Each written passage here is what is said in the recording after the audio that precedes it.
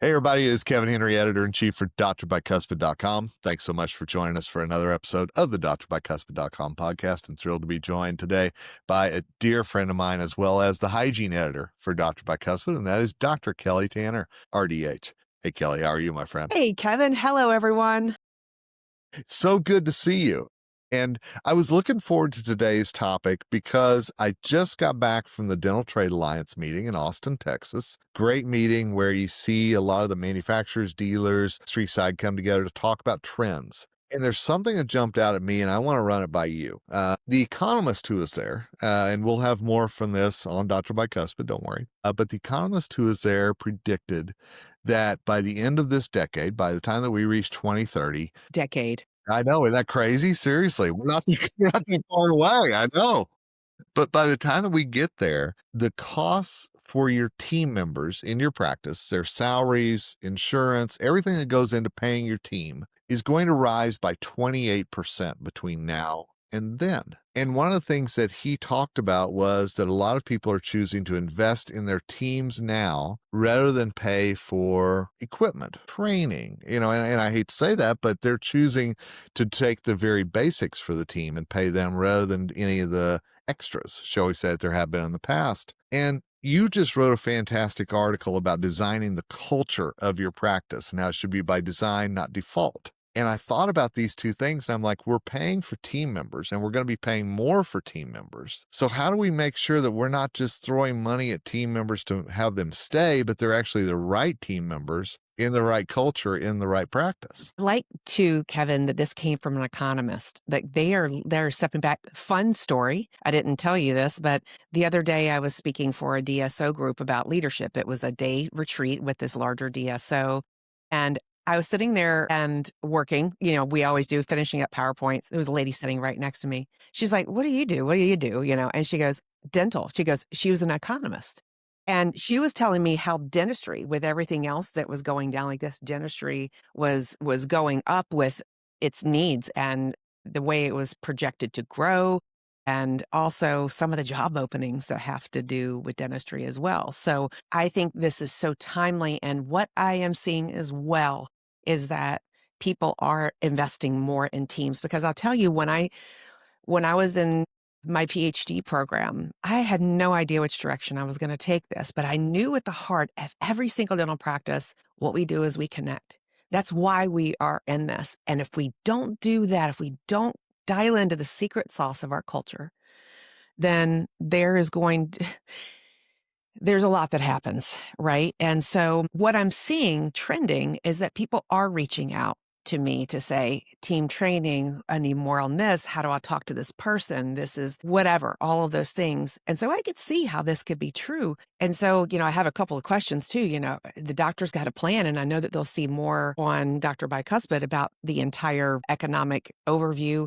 But I think right now, because there's a little bit of scarcity mindset, there are certain people who shouldn't be in those positions and are being paid more. And I know that those people are talking in the office, and they're perpetuating this resentment of this culture too. So it creates frustration for the team, because I think a lot of it comes down to accountability to of the culture and what that culture is. And if people aren't being held accountable by the doctor, now, it can come from an office manager. It can come from someone who's in charge on the food chain, according to the standard operating procedure, but it needs to come from the doctor.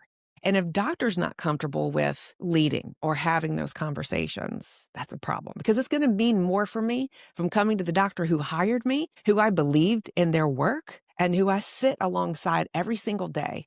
This is the reason why I don't leave, because of my doctor and my patients. And someone else is assigned to have that conversation. So I'm going to tell you something. And again, I didn't prep you for this before we talked. So, No.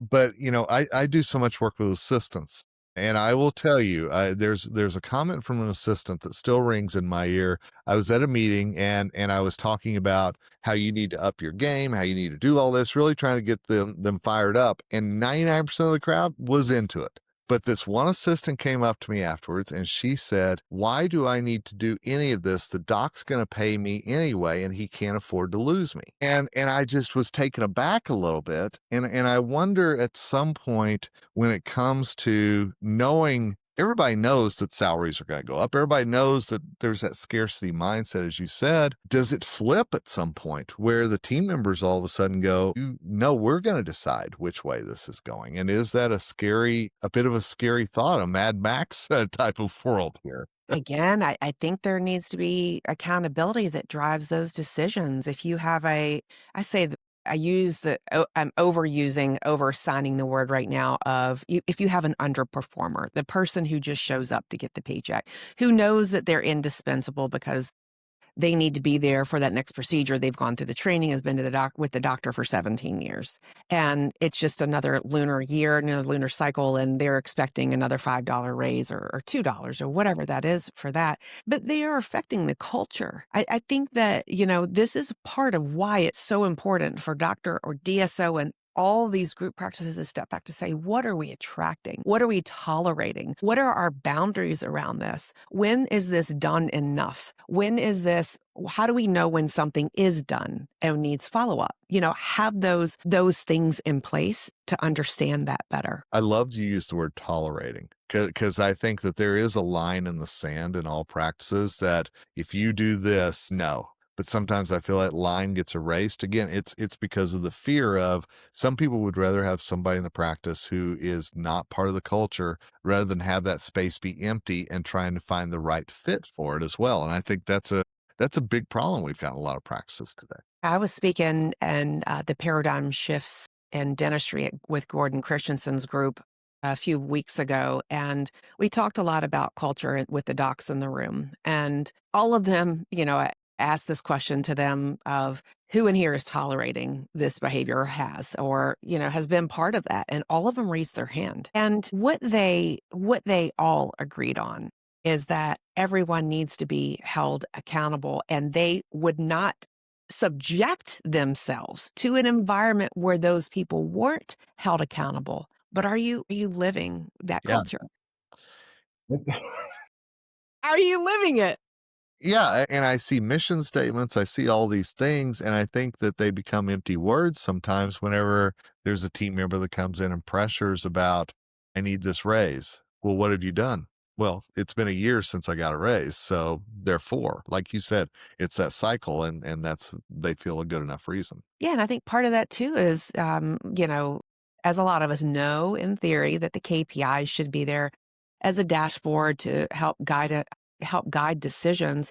But part of those KPIs need to be your culture and how well it's all meshing together. And I feel like too, Kevin, it's those conversations in our lives. And I don't know, listeners, if you agree or if you've had this, but sometimes you have those hype, I have hype girls and you have your hype guys. And sometimes they hype you too much and they're not really telling you the truth. And I want to know the truth. I want to know when I've done well, that's fine. But I can only get better if I grow. And if you have a culture that embraces that to say, I'm not coming at you, I'm here with you. And I've noticed this, and this is the impact that I saw. How can we help support you? And I thought you should know that, right? And I wonder as we head into 2026, right now on Dr. B, we're talking a lot about trends and what to expect next year and everything else. And obviously, coming off this DTA meeting, I've got so many thoughts in my head right now. But I think it boils down to, as you're saying, all the numbers and everything else, do they really matter as much if you don't have that foundation in place and everybody's not rowing the boat in the same direction? It's going to plateau.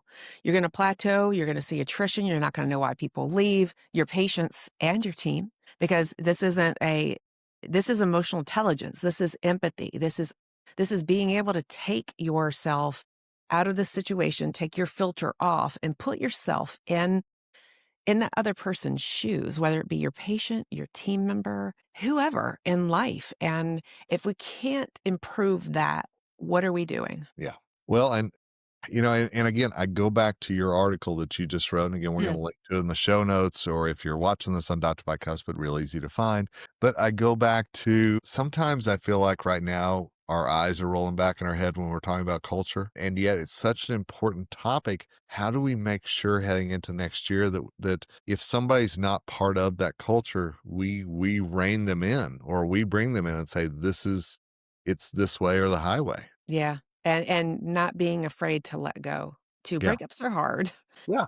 Breakups are hard. There's a lot of team, a lot of experiences that you share together in a dental office. You're in such a closely confined area and you've been through things, you've overcome things. And I think that's why it makes it so hard. It's like a true relationship, like a marriage. And to say this isn't working or, this is how we're evolving, you got to get on the bus. You got to get on the bus with us. And sometimes people just aren't there yet mentally, mindset wise. There's so many things that could be there. And for listeners too, I want you to know that, sometimes you may see that Dr. Bicuspid is Dr. Bicuspid, but Dr. Bicuspid isn't just for dentists. This is for hygienists. This is for assistants. I mean, we're close partners with ADOM and all of our industry partners. So please have your team, have your doc, have your hygienist listen to this. Reach out to me anytime or anybody who you trust to ask these questions, to get the coaching, to say, what do I do? I really feel stuck. Because that's how we all get burnt out, Well, and there's a reason why we brought Kelly on as our hygiene editor at the start of this year. It was that we wanted to grow the hygiene side of things. And as you said, make people understand Dr. Bicuspid, even though the doctor's in there, it's for everybody in the practice. So I want to go back to one thing real quick as we head into 26. Is it easier, and easier is a very quotable word here, is it easier to have those hard conversations? Because we can always use the excuse of, it's the start of a new year. We're looking ahead. We're going to plan for the rest of the year, and this is part of it. Is it easier to say that now than maybe it would be in May or June? Yeah. I think timing, it's always a good time. But where we are in our lunar cycle right now is that you can say, what I think would be great. Okay, this would be what I would love, because I'm a nerd like this. Get your team together and say, let's plan for next year. What are our goals as a team? What do we see missing? What are some things we want to work toward, to have that excitement, that meeting? Because it's a time right now of renewal. That's what fall is all about. It's things dying off, that chance for renewal for the next year. So now is the perfect time. Okay. So let me follow up on that. Whenever you're talking about goals, that's not the doctor spewing goals. It should be No. the other way as well, right? I mean, a silly question, but I feel like in a lot of practices, the team members sit there and they're expected to be told rather than have their own ideas for what they want. Yes, Kevin, next year, this, I have a book coming out and this isn't a plug for it, but it talks about the gap analysis in your practice. And this is a group exercise. This isn't just doctor. It's not assistant. It's not hygienist. It's everybody. What do we see as the gaps? And it has to be surrounded in a safe environment where it can be done in an anonymous way. There's polling you can use, different ways depending on what you want, right? But to get everyone's input to see where are we seeing gaps in the morning huddle, like really break it down. Where are we seeing gaps in the patient intake from the time they walk in the door? What's your perspective? What's your perspective? Okay, well, how do we bridge that? How do we fix it as a team? What do we think the other person's doing? So it's truly like these little micro moments and how we are responding to all of these instances, because we know in dentistry, there is no day that's the same, y'all. There is no day that's the same. And so these little micro moments and the way we're reacting and how we're talking and our tone and what are we noticing about each other that are our blind spots? Yeah. Well, if you need to find what those blind spots are, not only are we going to help you here at Dr. B, and Kelly's going to help with that, but Kelly, you also do a lot on the other side outside of Dr. B as well to help teams as well. So tell people how they learn more about that and you. Well, you guys, you can always go to Next Level DH. I have it on Instagram. I'm on LinkedIn. I'm just a click away. You can also email me at kellygtanner at Gmail. I am also drkellytanner.com. I mean, reach out. I am here to support you. I do group training. I do individual training. I am developing emotional intelligence and bridge training for teams for next year. Kevin, you didn't know that. And I know. So all the things because where we see, and this is what we do as people who have that peek into meetings and into the different ways that we're involved and immersed into the industry. We're gathering all that and we're bringing it back to you to help you in your day to day, because what you do is so meaningful and so impactful to people that we want to be here to be your support system. And I will just tell you, all those links are going to be in the show notes, or if you're reading this on Dr. Bicuspid, it's a click away here in the article as well. So Kelly, I'm excited to see where this goes, but I know there's a lot of trends that we're going to talk about as well and tackle that I think are going to be very meaningful. So looking forward to that, my friend. Yes, likewise. Thank you guys. Thank you, Kevin, for having me as always. And let me know if you need anything. Absolutely. And hey, always glad to pick your brain and always glad that all of you listen to this episode of the DrBicuspid.com podcast.